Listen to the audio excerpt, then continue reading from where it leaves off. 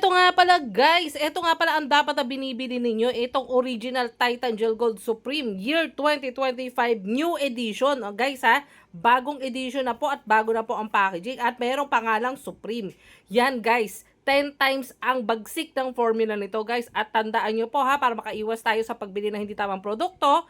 At guys ha, ito po nag-iisa ng legitimate website namin, hindi po nagbabago, ang www.titangel.ph.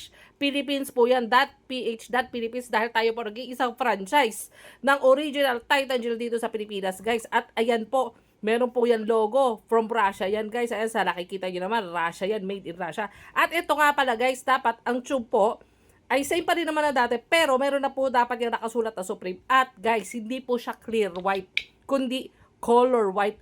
Color white po guys ha. Color white, puti. Puti, parang cotton balls. Guys, parang yung bulak.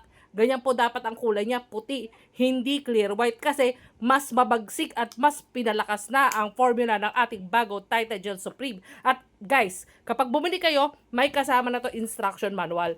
Ayan guys, as you can see, may kasama na po yung instruction manual guys. Ayan ha. Pag bumili kayo, check out nyo na guys dahil meron tayong pa-freebies ngayong Pasko. Check out nyo na po yan guys ha. Meron tayong pasingit na libre. Check out nyo na po yan sa ating shop. Bili na!